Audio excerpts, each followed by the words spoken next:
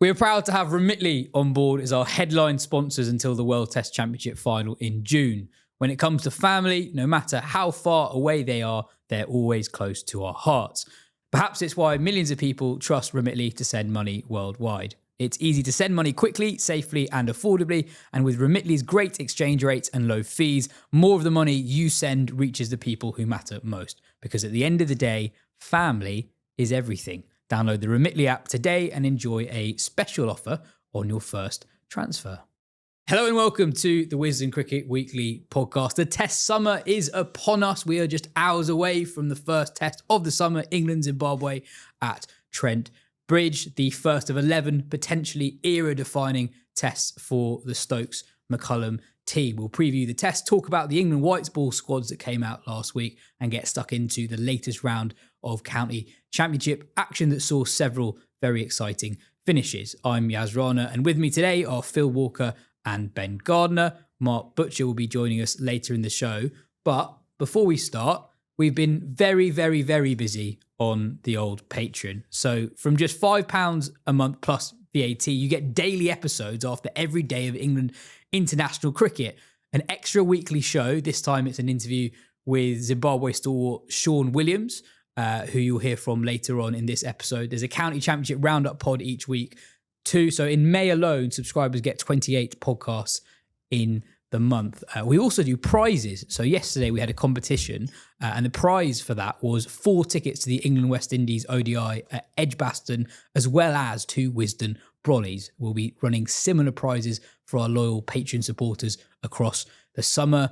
It's having huge consequences on my social life, so please do get involved. 28 episodes in this month alone, £5 plus VAT to get involved on Wisden Bronze. What's happening in your social life?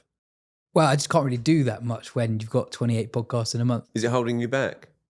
A little bit, yeah. Ben, you might need to step in. I do try and step in, Yaz. He's a hard man to hold back from giving the people what they love, basically. And hard to imitate. Yeah, exactly. There's only one Rana, of course. Anyway, England-Zimbabwe. England have named an 11. It's as expected. Crawley, Duckett, Pope, Root, Brooks, Stokes, Smith, Atkinson, Tongue, Sam Cook on debut, and Shoaib Bashir. Phil, it's as expected. Sam Cook is making his debut. He's someone that you've followed very, very closely. Essex boy, of course. You've interviewed him a few times over the years. What should people expect from Sam Cook, the England bowler? Gun barrel straight accuracy, unerring consistency, a very elegant and stylish action, which I like to watch, and a speed gun that won't satisfy some people's bloodlust and will no doubt within 24 hours become a hot topic. And the fact of the matter is that he is more 79-80 rather than 82-83. And that there may be even some spells where he's a little bit down on that. And I just really, really hope when he does get a go that people cut him a degree of slack and recognise that there are certain bowlers through the game's history who bowl on the medium side of medium fast. And if they have certain particular evolved strengths,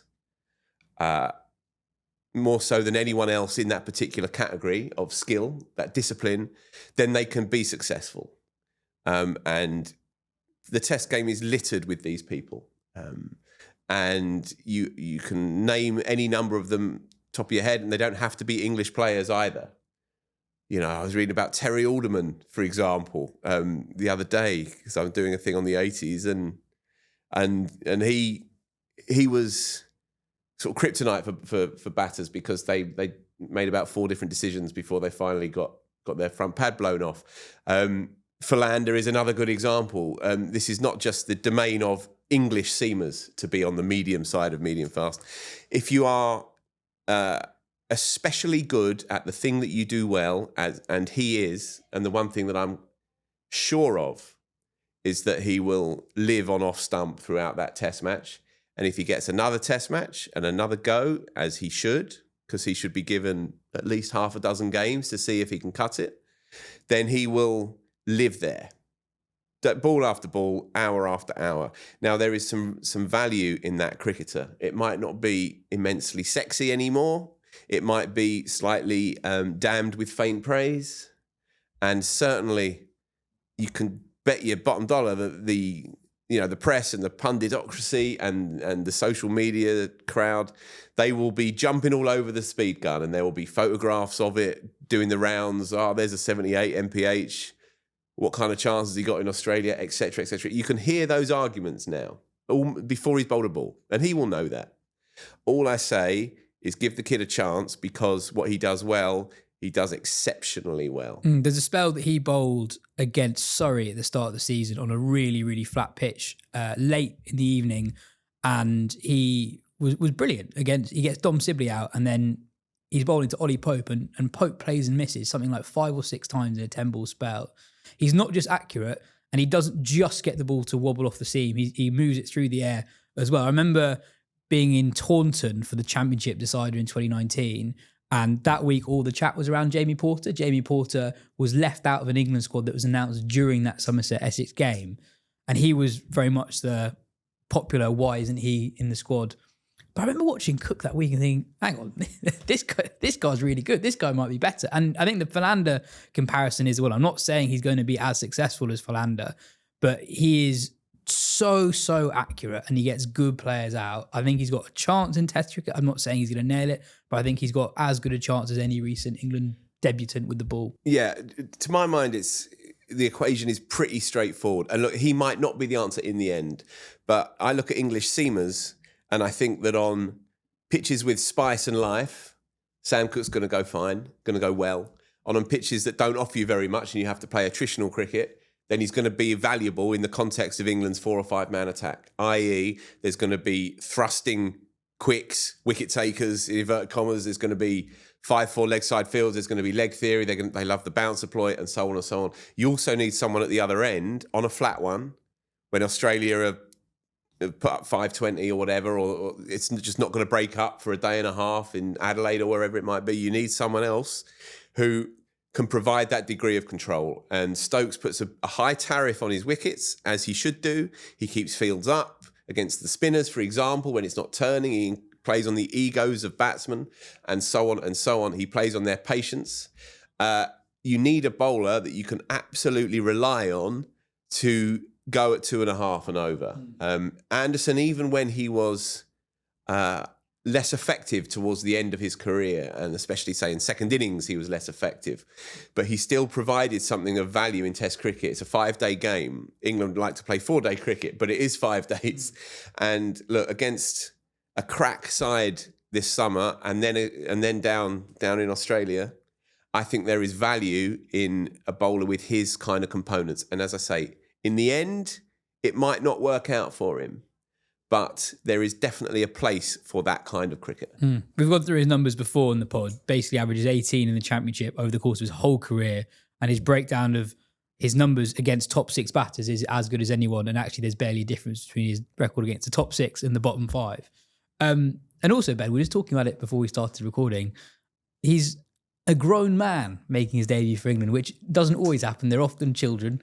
And he's someone who, even from his media commitments already, seems to be quite sure of himself as a person and as a cricketer. Yeah, and I think that'll really help, to cope with that scrutiny that will come his way, and to cope with, the different roles he'll have to play. If there are times when he needs to sit in and do that kind of holding role, he'll have the humility to do that. I think what Phil says about Anderson is interesting, because Anderson could do it from a control point of view. What he struggled to by the end was doing it from actual workload point of view, whereas Cook will be able to bowl all day for England if necessary. I did like there was one video that England Cricket put out of his just asking questions to get to know him, and he was asked what song is going through his head at the moment, and he chose Disco 2000 by Pulp. That's amazing. It's a great shout. Yeah. That is 20 Test matches at least. And, to hell with the stats. That's 20 test matches right there. Harking back to a time when bowlers of his ilk were more valued, perhaps, or not, I don't know. Perhaps, lovely point. Yeah. There is a kind of elegiac quality to that song. Anyway, he's into his house music. He's a DJ. Yeah. I think that came out in the BBC story, but I've spoken to him a few times over the years. We are from the same manor, so disclaimers. I'm not an apologist for a bowler of medium pace. I think he's genuinely got a chance and he's brilliant. But we are also from the same town in Essex. And he went to the school that was kind of our local rivals. But obviously he's much younger than me. That goes without saying. But you're right. He does come across as a sort of well-rounded, kind of fully grown adult. And there is something in that. He's done the hard yards, really. England have kept him at arm's length for years. And he's kept exceeding expectations, but they've kept him cold the whole time. Apart from this winter, when they finally gave him a ticket to go down to Australia and see how he went, and turns out he went really well. Yeah. Well, that's what I was going to say about the maturity thing. Is it's also he's going to actually arrive pretty fully formed as a bowler. So that pace thing, okay, just putting that to aside, he's worked so much on his skills in all different facets. So it's not just accuracy, it's not just seam, as Yas says, and it's not swing, it's also knowing when to use which one, and he's gone well with the Kookaburra ball in the county championship and then went brilliantly with it in that Australia series. And then there's also the factor actually that conditions in wobble seam too. Yeah. Tell me about the wobble seam, Ben, and what it means for bowlers like that, bearing in mind that you wrote the definitive piece on this very subject. And you actually did. Thank you. So I mean, if we're going back to basics, obviously, he is one of the main exponents of the wobble seam craft. He features in this piece, doesn't he? Yeah, I chatted to him about it, and he was interesting because he talked about how, his stock wobble seam ball would actually come in more than it would go away, which is an interesting thing, thinking about the wobble seam ball and talking about how Anderson's wobble seam was, almost 50-50 going one way and the other. And that is also showing like the close inspection of his craft that he has. And that will come really in handy in, say, Australia, because there's two ways to look at those conditions. One, so the conditions where if they're a bit flatter, you might think, okay, we need the extra pace here because we need to defy the conditions. Or you might think, if there's one guy who's going to make the most of these conditions, it's someone like Sam Cook. He can actually be the guy who in that 10 over window can make inroads when other players actually wouldn't be able to find that assistance. And then there's the fact that actually we're not exactly sure what conditions are going to get in Australia. It's been a lot more seam friendly there. And so you might well actually find that it's not as different as we've been kind of led to believe and building up to over this time. So yeah, no guarantees, but hugely excited for it. Sorry, can I just say one more thing briefly? Yeah. A half decent comparison is Scott Boland. Boland is a bit quicker, but they have a similar trajectory, similar style. Both very good wobble seam bowlers. England's approach to Boland 2 years ago in England was to run at him, literally, and to try and, mad as it sounds, smother the seam by getting to the half volley. Yeah, because otherwise he'll just live on that length, and that's what Cook does as well. So I think if you are looking at it from India's perspective, and he'll definitely play a game or two against them, maybe more than that. I wonder if they will look to come at him to try and knock him off his length, as you would do with a spinner. I mean, Pant is the obvious one. He will definitely do that. But then that brings him more into the game. Also, if you throw it forward to the Ashes, don't want to get too far ahead of ourselves, but that Australia lineup, Travis Head aside, it's not really a lineup that's going to do anything like that. Two bits from the press conference that he did yesterday that which I thought was really impressive, wasn't it? One of them was there was really good bit of just genuine PR from himself about himself, where he'd said, I like bowling in Australia. Love bowling with the Kookaburra. Excellent. Yeah. And then two, he was asked, so he's a massive Man United fan. And obviously United got a big game today. And he was asked if he would rather United win the Europa League or if he takes a fifer tomorrow. And he does and ah a little bit, but then says, I'd prefer to take a fifer. But then he says something else afterwards. He's like, it is the Europa League. As if it was a Champions League, he probably would have taken the Champions League win over taking a fifer, which I really liked. Well, thanks for bringing it up. I hadn't thought about that in about 3 minutes. Andy asks, is Matt Potts the unluckiest player in English cricket at the moment? Seems to be in every squad, but always misses out on the 11. Must be great at mixing drinks by now. Ben, he does seem to miss out whenever England have an opportunity to leave Matt Potts out, it seems like they take it. Yeah, that's true. I mean, he does play now and then. He played, 2 games over the winter, went decently. I think there's a couple things at play with this decision. And I guess the question also of like Potts and Cook are in similar-ish moulds in terms of the roles they might fulfill in the 11. And Potts has been ahead of Cook in the pecking order until now. And now, Cook is the one playing the game while Potts on the sidelines. I guess there's 2 things. One is how Cook went over the winter.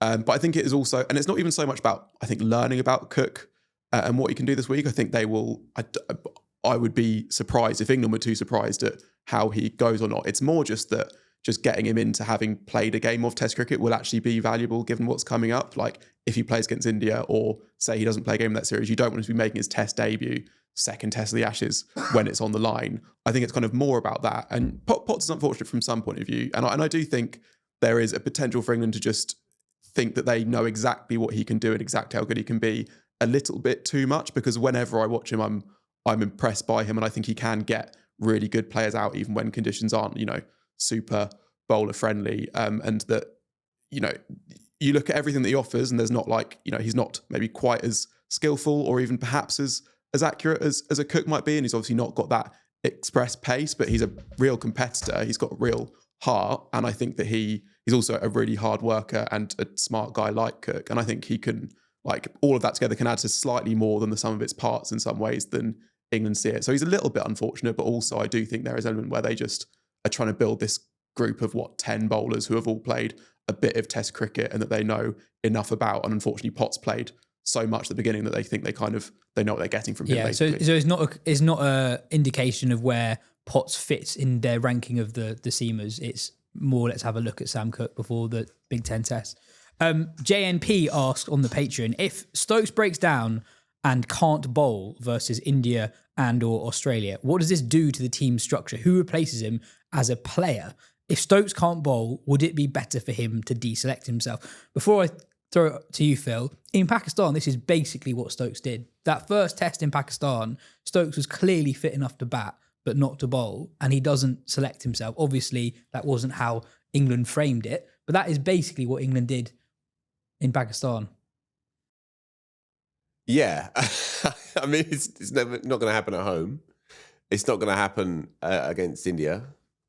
And look, there's sense from a team balance point of view. Absolutely there is. But it's not going to happen. What we don't know about Stokes really is what stage in his epic odyssey we're going to get, because he's been quite lukewarm with the bat, right? It's probably fair to say over the last 20 Test matches or so. I don't have the numbers in front of me, but if you take back to the mad COVID year, I think he was number 3 in the world at that point, made that 170 odd at Old Trafford. It had to be that one or the other one. He's only played in 2 grounds against the West Indies, and it seemed like he was at the peak of his powers as a batter at that point. And so perhaps the bowling wasn't quite that important because he was so significant, so powerful, so central to England's story with the bat. But since the captaincy full time, he was the one with the bat who didn't find the right kind of level, the right balance, and he was the one who was almost sort of intensely overly aggressive at all times. And he would argue, as he did, well, I was the one tasked with finding where the line was, that famous quote, and everybody then kind of come up to that level or whatever, or dare to approach that line, because I, as the leader, had already shown that it's okay. It's okay to almost be devil may care, because there is some thinking, there is some theory behind the madness or whatever. But I don't know if he's quite got the balance back yet from that era of 3 or 4 years ago. And after, well, he's certainly been injured twice heavily. It might even be 3 times in the last 18 months. His body is not what it was. He's been talking about that this week in the press, knocking the booze on the head. And I'm intrigued to see what version of him we get. Obviously, there's been a lot of talk around his bowling and how he's been bowling at full tilt regularly in the build-up. And he realises, I think, that for this team to work and to really have a chance, he still remains one of England's best wicket takers. Forget that he is he just adds an extra presence in that 5-man attack. He's a key figure, and especially on flat, dry pitches, because nobody reverse swings it better than Stokes. And if the ball is doing a little bit conventionally, then Stokes is an absolutely key man, and he has that central character energy to change the direction of a test match when sometimes you look at England's attack and it can feel a little bit one-dimensional or a bit toothless. He's the one who kind of comes on and changes the mood around the place. So what do you think they do if he can't bowl? But I think it's at the moment it's theoretical, right? Because we're hearing that he will. It's a theoretical question. Well, I don't see that he can drop himself. I see that you play a 4-man attack and you play Joe Root as a spinner. And four seamers, basically. Four seamers and Root as a spinner with maybe even Bethel with a bit of left arm if you're in Australia. Yeah. The notion of Stokes being a non-playing player in Australia is a madness, and so I can't really give it any creed. And so you play four seamers and 2 part-time spinners, which they may well do anyway. They might even look to play an extra batsman, especially if, as we keep hearing, pitches are seaming around a little bit more than they used to in Australia. At home, perhaps there's a slightly different case to be made, but I just can't see it. You know, he's the boss. Yeah, I don't think he'd drop himself in either England or Australia, but I do think that it's interesting that England basically always pick 5 bowlers, and there have been periods in the recent past where Stokes hasn't been bowling fit, but he's been batting fit, and they fudged it a little bit, Wokes at 7, that sort of thing. So I think it'll be an interesting question and a tougher one to answer than it has been in recent times. Just to clarify that point about potentially playing an extra batsman in Australia, that's obviously on the proviso that Stokes can bowl 15, 20 overs a day, which is a big ask. But say he can do, then it's not beyond the realms that they could pack that batting a little bit more even and play even Stokes at 7 or 8. You know, why not? Why not? Depending on the pitches. That's it for part 1. In part 2, where is Zimbabwe in cricket at?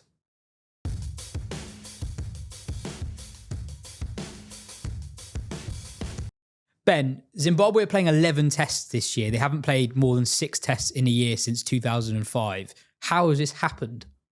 Well, it's happened because they really want to do that. And so they've asked lots of teams, will you play some test matches against us?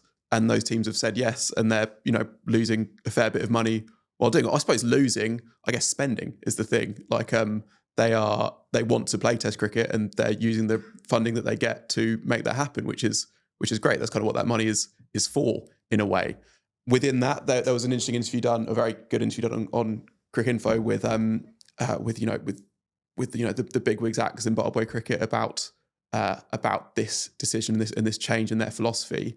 And there was a lot of stuff in there about, do they want a 2-tier World Test Championship? What is their path to World Test Championship? There isn't really one for them to get into that competition, but I think they'd quite like a bit more structure and to be involved in that. I don't think they didn't quite say that this was sort of like a come and get me plea to world cricket to say you should be coming and playing us more as our tournaments. It is just the fact that they want to, and that's what they're using their money on, basically. And especially given, it's been through so much Zimbabwe cricket, obviously, with, the suspension, when there was a lot of interference from the government, maybe some financial mismanagement going on. I think they've now realised that actually the funding that they get, they can do the things that they need to do sort of domestically in terms of the pathway, and with the extra stuff that they have on top, they can actually afford to host test cricket at some times, basically. Yeah, so Zimbabwe get around about 13-14 million US dollars from the ICC each year, and to host a test match it costs them about $500,000. So this year they are spending $4 million on hosting test matches, which, I mean, fair play to them. Like massively so. Yeah. No, it's really cool. It's really cool. They've been very clear that they see themselves not just as full members, but we're a test playing nation. We played more than 100 test matches. We want to play more test matches. And I guess it's up to every full member nation how they use that money. Other nations around them have decided not to spend that money on test cricket, and they haven't prioritized test cricket in the same way. I think if you spoke to CEOs and chairs at countries at a similar-ish level to Zimbabwe, they would even say that test cricket isn't a priority for them at the moment, given how much it costs. But I think it's quite refreshing to see a board so obviously prioritise Test cricket. Yeah, and almost calling out the prevailing system, right, and challenging the system. So Tavengwa Mukalani, right, is the Zimbabwe cricket chairman, and it's a magnificent interview that he gives to Ferdous on Cricket Info. And if you haven't read it, Ben's referenced it obviously, but if you haven't read it before, it's well worth getting stuck into. And it's a fabulous attitude that the bloke has taken on. It's totally counterintuitive. It flies in the face of the way the wind is blowing. But he's quite upfront. You know, we're a full member. We play all three formats. It's part of our eligibility criteria. And just as the mood continues to talk about contraction, he's saying, "Well, how dare you? How dare you exclude us?" He's saying, you know, does Botswana, does Malta get excluded from playing England and Brazil in football? No, you know, you celebrate the fact that it's this vast democracy in football, and yet cricket is channeling itself in a different way, and he's calling that squarely out. Fair play to him. And it's such an obvious point, but you're only going to get better the more you play. Exactly. So there's a couple of references to games where they've let slip. And their inexperience, you know, obviously they understand that their inexperience played a part in not controlling situations as well as they could have done. They also reference Kenya's plight as a warning of how quickly a country can look to be doing quite well and then literally be on the verge of extinction from high-level cricket. As Kenya, younger listeners might not know this, Kenya were in a World Cup semi-final, men's World Cup semi-final this century. They've been in as many World Cup semi-finals this century as England have. And now they're not even in the qualifying tournaments for these big events. Ben, how good are Zimbabwe? They've played 4 tests already this year. Well, yeah, I think they're a bit better than people would assume based on their showing in the warm-up game last week. So they played a county select 11, which is basically the best of those players who weren't going to play in that county championship round that weekend. And they lost that game. 17-year-old Thomas Rue made 100. But also Dan Mousley made 100. Dan Mousley's played for England in the last 12 months. And Eddie Jackson-Wickens is a very good bowler. So, but also they will add some players to that. I think Sikandar Raza is you know, he is their best player, I think, and he is due to be in that Test 11. And you know, I think the other thing as well is that, like, this kind of goes across international cricket, but we're always kind of fearful of what a mismatch looks like, and sometimes you do get mismatches, but I think more often than not teams surprise oppositions with how competitive they end up being actually, and they will have a moment in the game even if they don't go on to win it. Even thinking back, say, to the Ireland Test a couple of years ago, which obviously was clear pretty early on which way that was going, and you know, Ben Duckett and Ollie Pope made some very big hundreds very quickly, but there was still kind of like a rousing partnership from Ireland late in that game to sort of extend the game on as far as it could go, and you still get those passages where teams can be competitive even when they are competing against all the kind of the rules they have. The other player, you know, blessing Muzarabani, who I had a minor heart echo this week when you see Muzarabani called up as IPL replacement player, and you think like, oh my God, that has just almost ruined this whole spectacle, because he is a brilliant bowler. He's reached he's got his eyes on 100 Test wickets, but he's reached I think 50 in near record time basically, and he's tall, he's quick, he's skillful, he's a real competitor. He will challenge England's best batters, and that will be really compelling cricket when he's bowling. So, you know, there's loads of experience there as well. You know, we've had the clip of the Williams interview. Like he's been around the block. These are guys that, you know, that won't be overawed by the occasion, some of them, and they will allow themselves to sort of, or allow the others to rise to it as well, you would fancy. Yeah, just on Zimbabwe's year, so they've lost against Afghanistan and Ireland at home and drew 1-1 in Bangladesh, and as Ben references, the warm-up game did not go hugely well. Anyway, next up, Mark Butcher.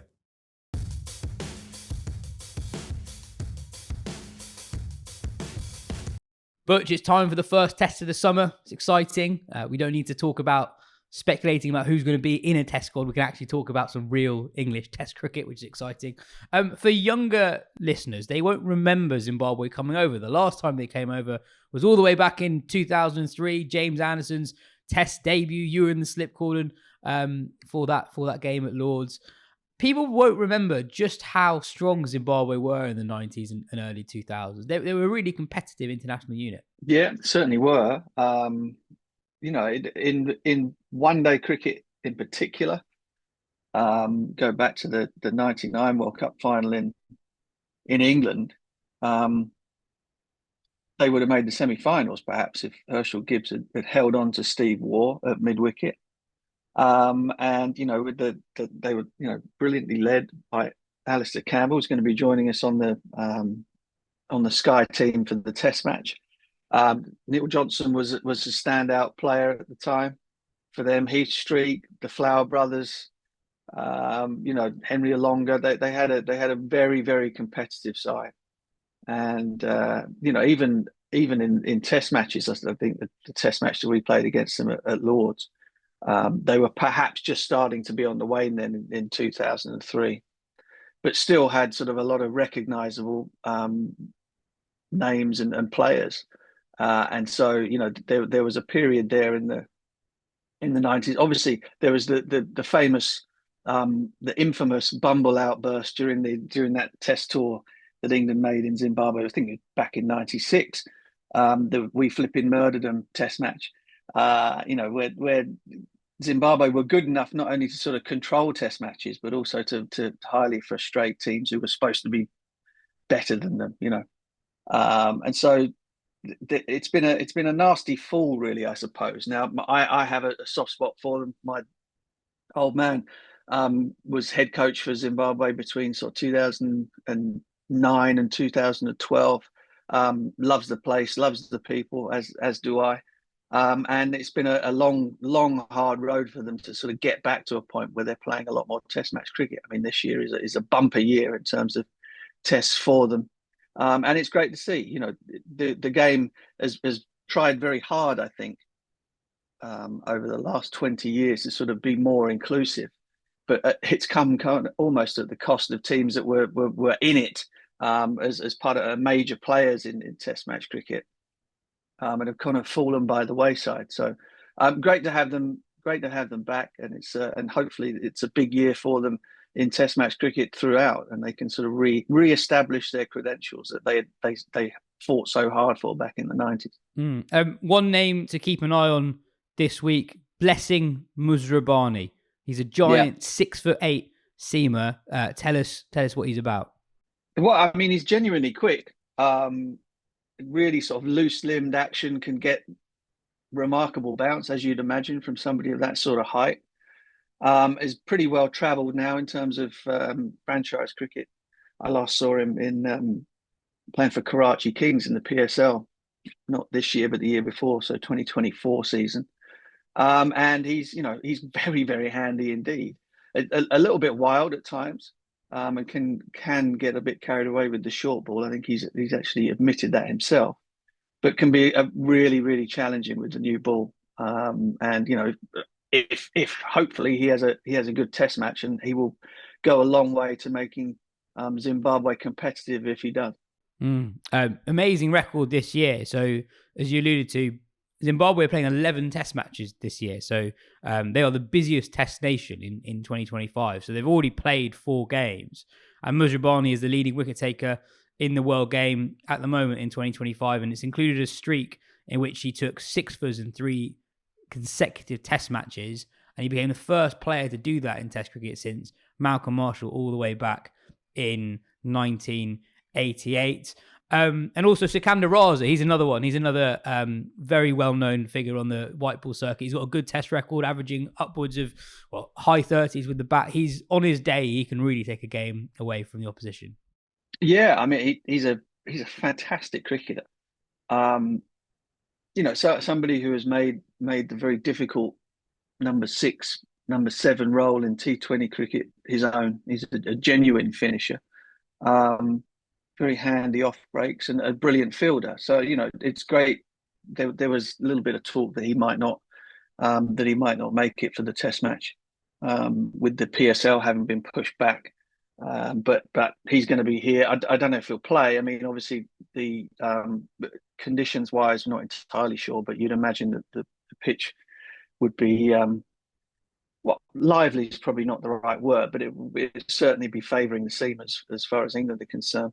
But if he gets a gig, he's another player to look out for. There are one or two others as well. Tafadzwa Siga, who's the keeper batter, bats down at 6, made a couple of 50s in that ill-fated match against the sort of the county select 11 last week. Nick Welsh, Sean Williams are names that perhaps might be a little bit more familiar, also made runs. So they got some players who can handle themselves, but it's going to be a big step up for a lot of them in terms of playing in very, very alien conditions for most, and against an England team that are kind of champing at the bit, particularly with competition for players in the bowling department, for places in the bowling department, to kind of have a real go and make light work of what's coming up this week. One person for whom that is especially true is Sam Cook. He'll make his debut on Thursday. He's really banged down the door for many, many years. An amazing opportunity for Cook to show what he's about. He's still only 27 years old, but he's been one of the best bowlers in the domestic game for 6-7 years now. Yeah, and I don't expect, given that he's pretty long in the tooth to be making a debut, I suppose, or at least in international terms, in English terms, sort of 27, 28. That's pretty regulation. He's a fantastic bowler. Wherever I've seen him bowl, I remember watching him in the SA20 again year before this, and sort of people going, they'd never seen him play before. It was at Joburg on a real quick seamer there. And I basically, my description of him was, well, ignore the speed gun a little bit, just watch what he makes the ball do, the new ball do. And lo and behold, I think he took 2 wickets in the first over, so pitching it up and nipping it around. And the lack of pace was no longer an issue when people saw him perform. So with a bit of luck, that would be the case. He'll probably have to, there might be a few oohs and ahs when the first numbers go up on the board in his first over. But I think people will pretty quickly come to recognise a top performer when they see him. Do you think there's too much weight put on what the speed gun says? Because I'm a massive Sam Cook fan, but there is a part of me that's a little bit worried about what the discourse will be when people who've not seen him before see him on Sky with the Sky speed guns, etc., and the numbers might be ever so slightly lower than what you're used to in Test cricket. Yeah, possibly, and that, should he not make breakthroughs with the new ball and the opening batters look comfortable or whatever, then that just goes with the territory, really. He's not slow. He can sort of in spells knock up numbers with beginning with 7s rather than 8s. But I think at his sharpest, and you should imagine that the adrenaline will be flowing.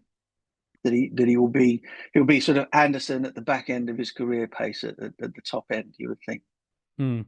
Well, only a day or so away from that first test. Exciting times. Cheers for you, Butch. Cheers for your time, Butch. Catch you next week. No, thanks for me. And thanks for you.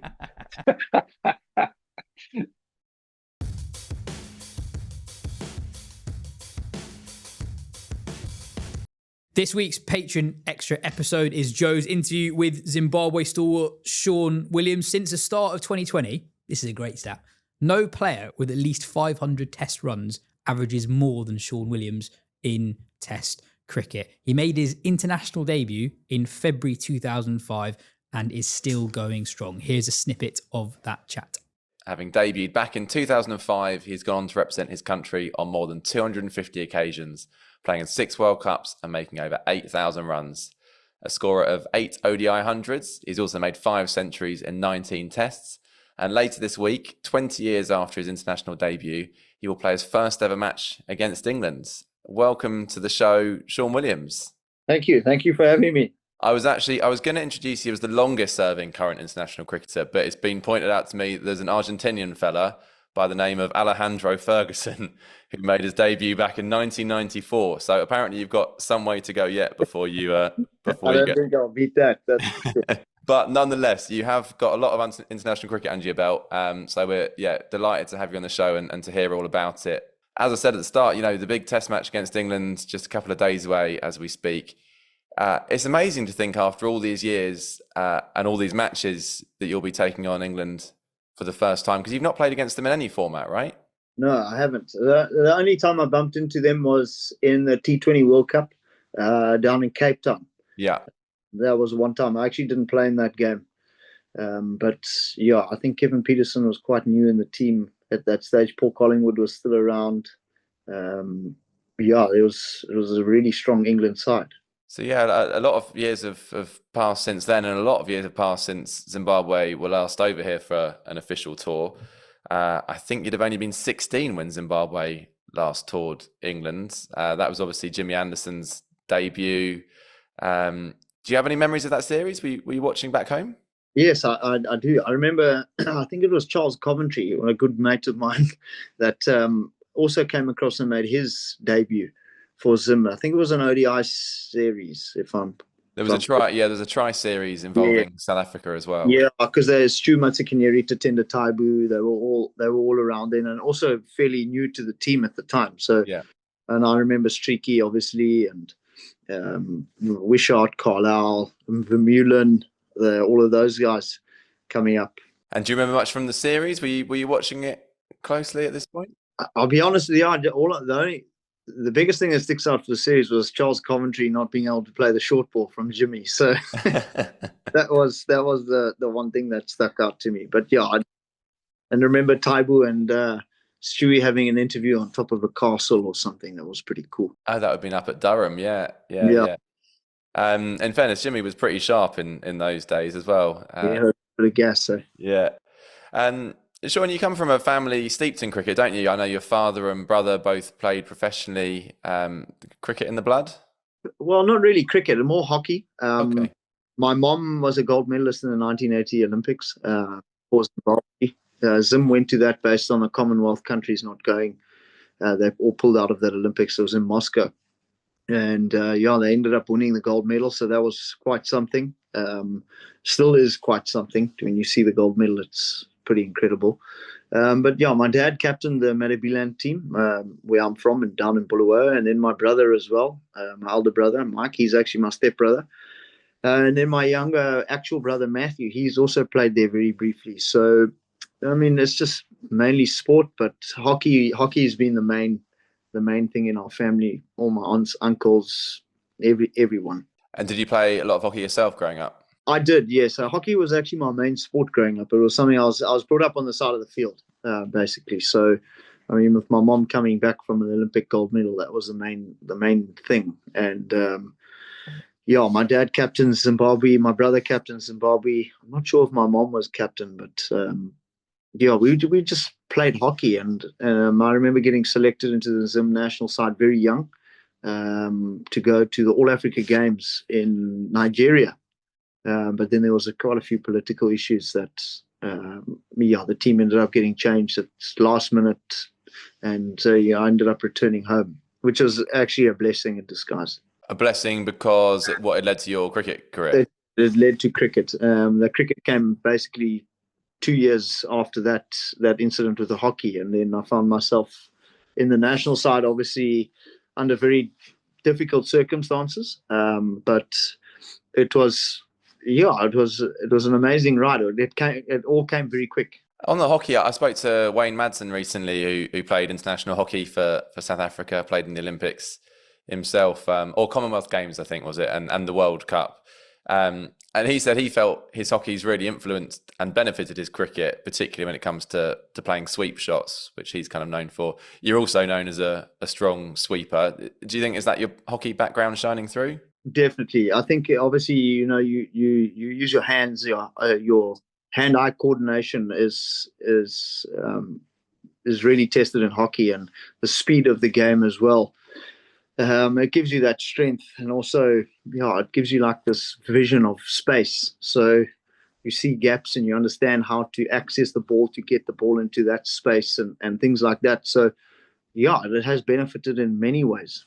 It's been a week or so since England named their first white ball squads of the summer, and after a very testing winter in limited overs cricket, of course.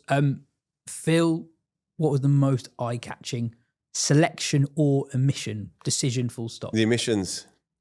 No Liam Livingstone in either. No Phil Salt in the ODIs. Two good moves for my money. I I'm a broken record on this, but I think McCullum is much more ruthless than people give him credit. You are a broken record on that. If you look at some of the ways England have started summers, the way they've moved on from players very quickly in Test cricket. He also, in his press interviews this week, talked about using the couple of months he's had since the Champions Trophy to reflect on where the England sides are and how they could move on. There's insinuations there that means that some players who have been involved won't be involved going forward. And with Liam Livingstone, he's not been around in the McCullum era for very long, but quickly McCullum has moved on from him, which is also particularly interesting given that England don't have that many all-round options since Moeen Ali is effectively not involved anymore. Ben Stokes is not involved in the white ball setup at the moment. Sam Curran's not been picked. It's actually quite a big call to leave out Livingstone. You frame it as McCullum. I think Brooks made that decision more than McCullum has. Certainly as much. And I reckon Brooks looked at it and he's decided that he wants his 50-over team in particular to go in a slightly different direction, perhaps with slightly different tactics, especially up top. What it looks like to me, as you say, Sam Curran isn't in it, and so it looks like you're having a set of batters and a set of bowlers, which is a different way of doing it, a throwback to a different kind of time. But if anything, that is imbuing the batters in particular with a bit more responsibility. Perhaps it's his way of putting a bit more responsibility on his own shoulders as well. And I like it. I like it. I think it never sat entirely comfortably with me that Phil Salt, who is a brilliant T20 player on his day, but didn't really convince me as a player who can open the batting, because so many other ways that you can do it in 50-over cricket. And I wasn't quite sure he was the right option for that particular role.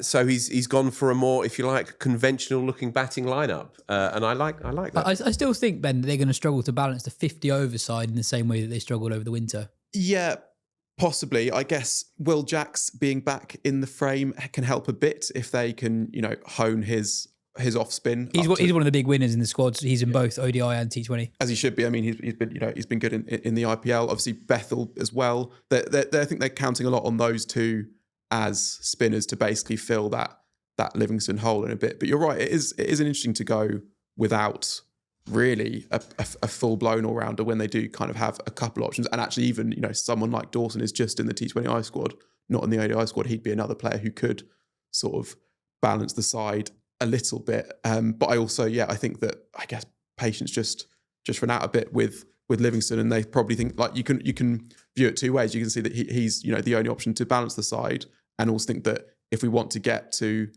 be the level of side that we want to be, that is not going to include a player who makes some of the decisions that Livingstone does with bat in hand, which is a brutal call, but a fair enough one, I think. I don't think it's brutal at all. I think it's well overdue. Anyway, next up, the county championship. There were several very exciting finishes. Video editor Dan taught me how to have 3 streams on one screen at once, which is very, very exciting. Is that the maximum? Yeah, I think you can have more. Amazing. You can have more.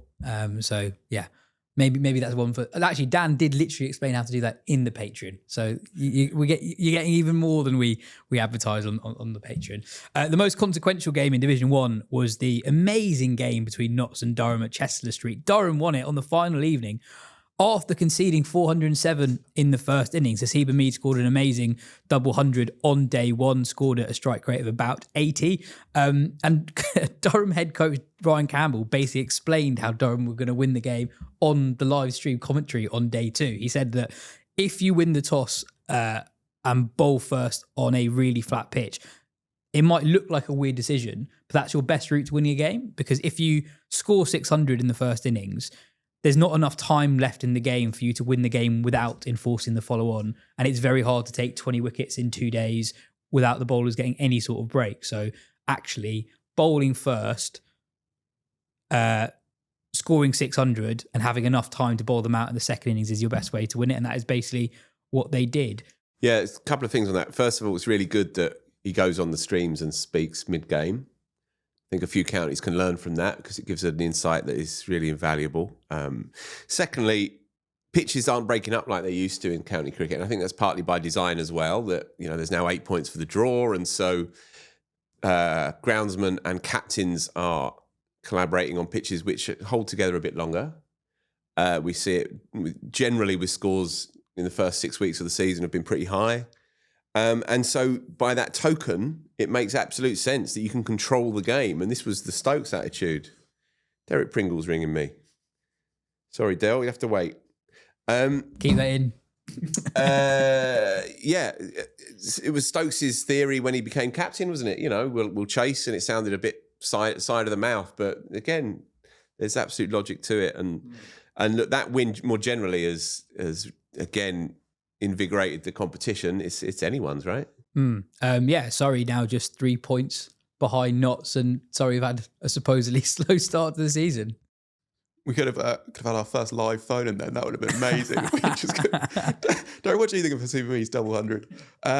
Sorry, just not depressingly. You know, much of what they do is laudable, but just moving through the gears, a few small scares that aren't really scares, and then this, and also this thing. There's this kind of feeling that teams have maybe sort of worked them out away from home by rolling out a really flat pitch. Except they're not that close to losing any of those games, even though they're not as good a flat pitch side as they once were, and they've figured they know how to win games at the Oval, so they'll be pretty content if they draw all their away games and win enough of their home games. They will probably win the title. Not so that's definitely how it's going to pan out, but I don't think the flat pitch away from home thing is as much of an issue for them as it seemed it might be at one point. Phil, a couple of young Yorkshire players caught your eye at the Oval in defeat. Yeah, James Wharton made a 60-odd, and then the ball started reversing wildly after about 50 overs, and that then did for Yorkshire. It was after best to hit 2 sixes, and there was a ball change, and the new ball swung miles. So it was the ball change rather than the scuffed up original. Yeah, exactly. Anyway, James Wharton batting 3. He's had a quiet-ish year. He made a couple of 60s in the previous game last week, but he made another 60 in this one. And I couldn't have been more impressed with him. Technically, I thought he was absolutely brilliant. He's quite tall, 6'3". Technically pretty sound, pretty watertight, and in a pretty miserable situation. I thought I was really, really impressed with him. And who was the other person? George Hill. And George Hill as well, right. So George Hill, he didn't get any runs. He was probably batting a bit too high at 6. More like a 7.5 at the moment, really, although he has made first-class hundreds. But he bowled beautifully. And again, what we were saying about Sam Cooke, you can attribute to him as well. But really lovely action to watch, very lithe and agile and natural sportsman. Field's first slip, Yas, that we mentioned every half an hour for 4 days straight. I don't know why it's significant, but it feels significant. It is. Look, if you on the face of it, you're a young kid bowling first change. You shouldn't be at first slip unless you've got sort of central character energy and you're a really, really good all-round cricketer, therefore good all-round sportsman. You know who else feels at first slip that I found interesting? Freddie McCann at Notts, only 20 years old. He was fielding at slip. Nice. At one point in the game. Yeah, again, I don't really know why it's significant, but it feels significant. Tackling the big stuff. George Hill's had an amazing season, 27 wickets at 14, second leading wicket taker in Division 1 and can really bat as well. So he's a really exciting cricketer. Bairstow was very fun in both innings, but Ben, he's missing the next round of games to head out to the IPL for the Mumbai Indians, who might reach the playoffs. He's their captain. What do you make of this move? Look, Yorkshire fans are not happy about it, and you can see why. Especially, this is they're in the relegation zone as well. Yeah, the fulfillment of a boyhood dream. And he was genuinely very, very happy to take up the role at the start of the season. You can see with how he spoke about it. It's tough because it is also he's getting, I think, like about 600 grand, I think, to play in this small bit of the IPL. So 600 grand? It's over 5 crore for this little bit. That can't be but he might not even play a game. What? That was what the release said, is that he's on. I mean, we can check that, but that was what we could check that later. That's mental if that's true. And that's the thing. Like, I think it's, and what? If he were going for 50 grand or something, you'd be like, you'd question it. But he's a guy who might not play for England again. He's looking at the central contract going at the end of this year, and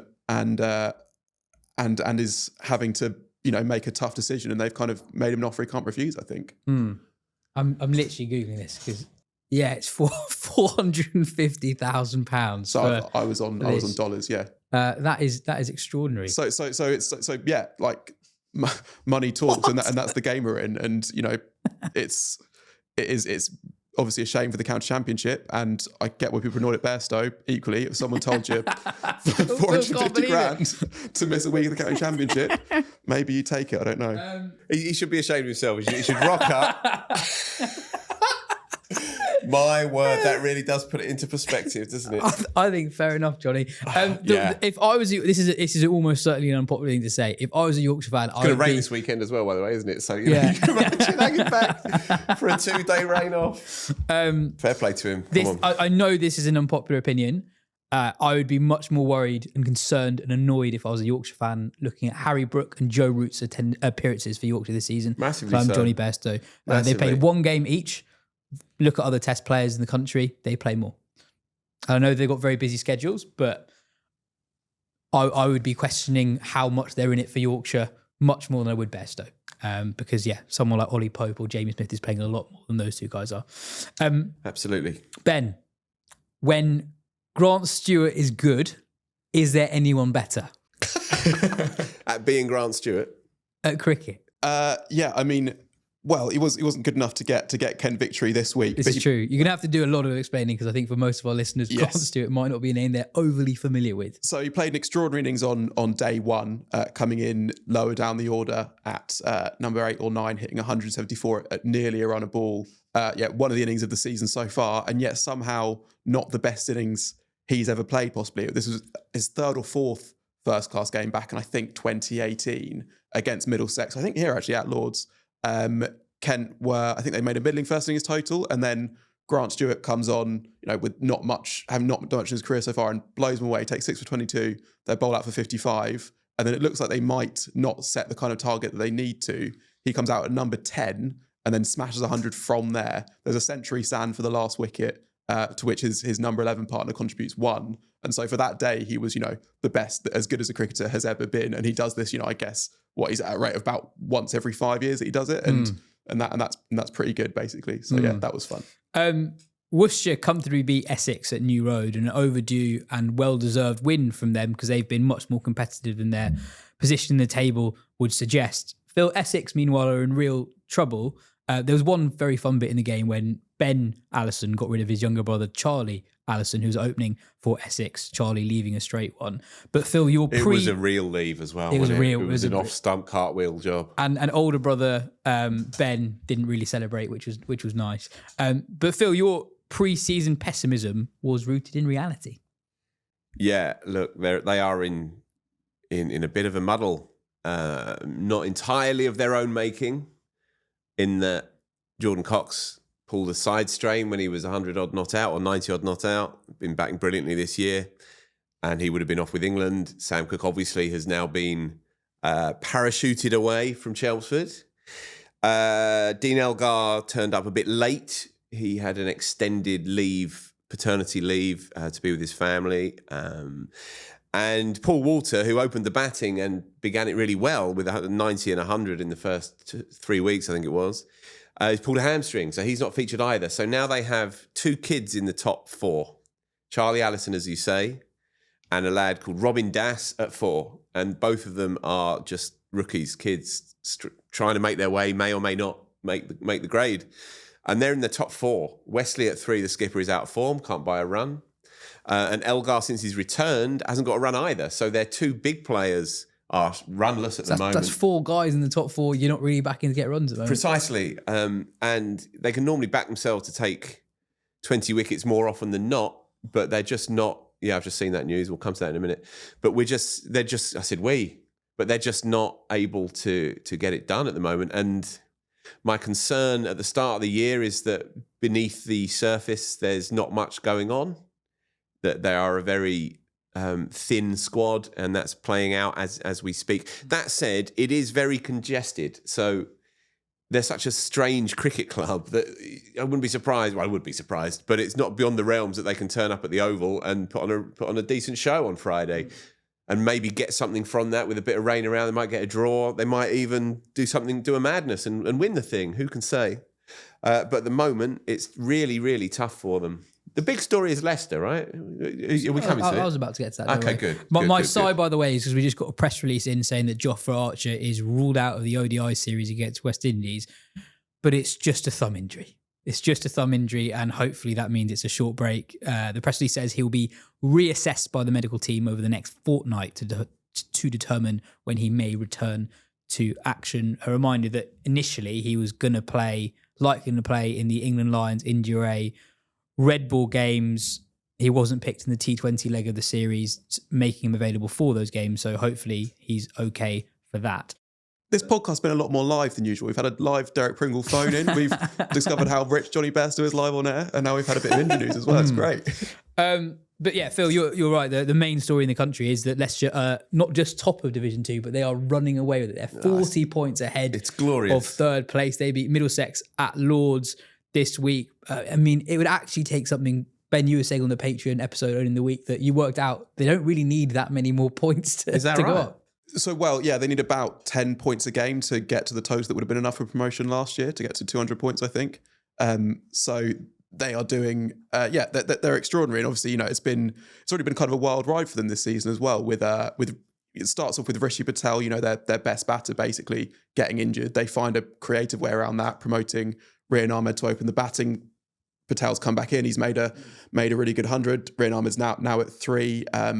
Peter Hanscom, their Australian overseas, obviously is almost building more of a career in some ways in England than he did in the Australian Test team. But he's almost becoming more of a core figure over here, which I like when an overseas player really becomes part of the fabric of county cricket. I mean, Ian Holland is just a really, really good bowler, but all-rounder for that level. He made crucial runs this week. They've got Ben Green, who's the Somerset player, who's also kind of as Just much a Leicester player at this point in time. And the other thing is that it's not just that it would take a big drop off. You just can't really see it happening just with how well they're playing, with how much they just seem to have kind of grabbed this opportunity by the hands, particularly as they did in this win at Lords that could so easily have gone a different direction. Other Leicester sides would have lost that game a couple of points, and they just were like, we are not letting go of this, and ended up winning it. Yeah, They play the lowest the lowest positioned team in the country on Friday at home, Leicestershire, Lancashire. You wouldn't have had that, would you, on your bingo card? That they would be first and they would be ninth. On terms eighth, of rather. what they might need to go up, they've won 4 from 6. Last year, Yorkshire went up with 5 wins in 14. Lancashire bottomed the table, the only team in the country to not have won a game so far this season. They came very close against Derbyshire, 2 wickets away from winning that one under their new captain, Marcus Harris. Jimmy Anderson back in the side, playing for the first time since his Test retirement last year. There were some good signs. Luke Wells scored 100 and has returned to the top of the order.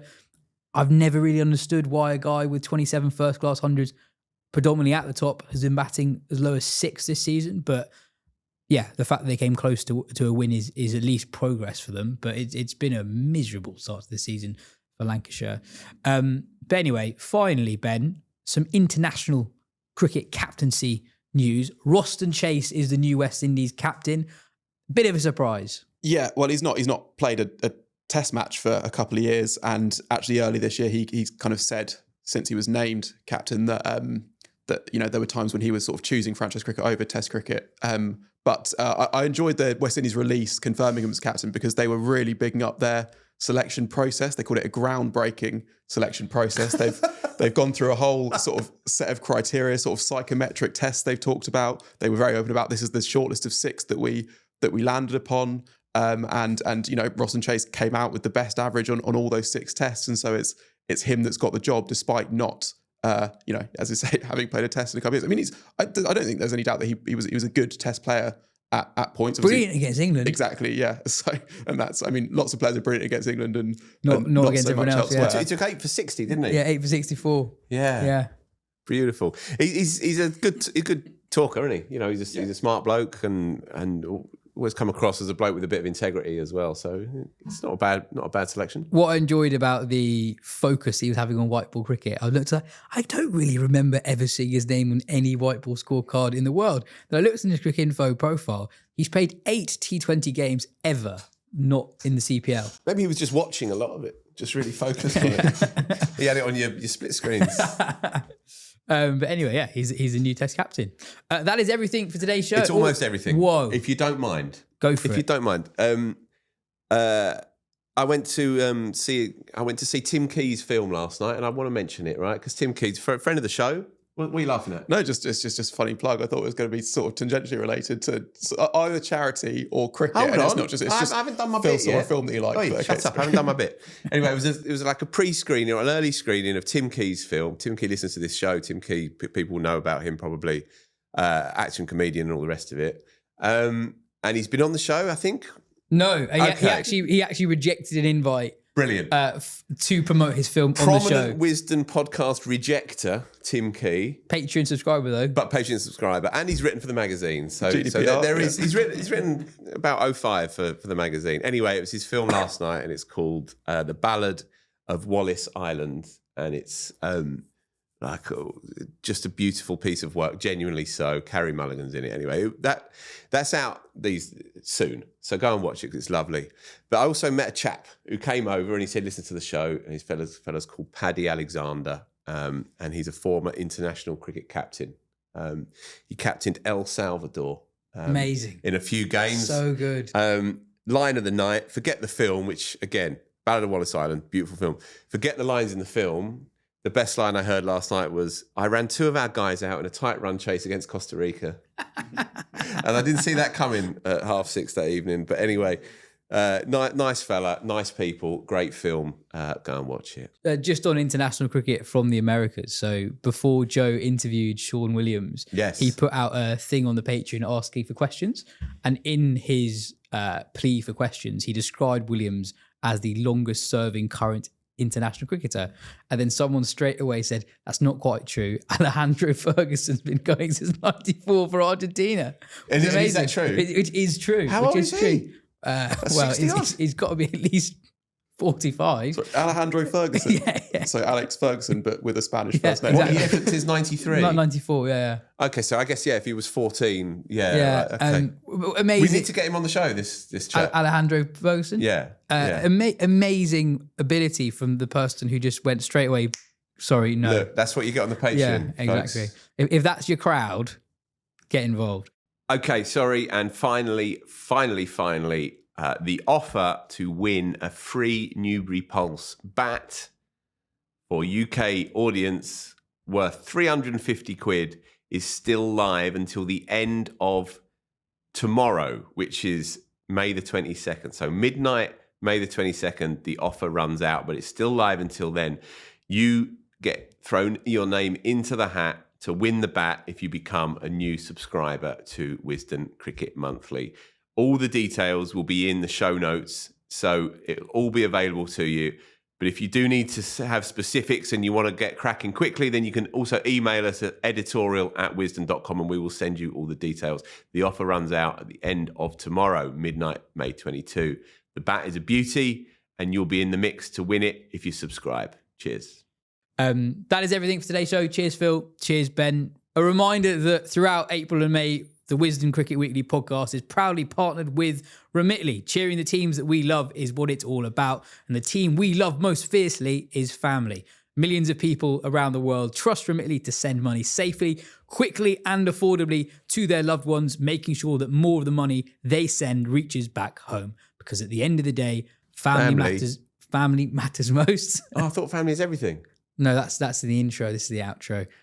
Family matters most. Ready to give Remitly a try? Download the Remitly app today and enjoy a special offer on your first transfer.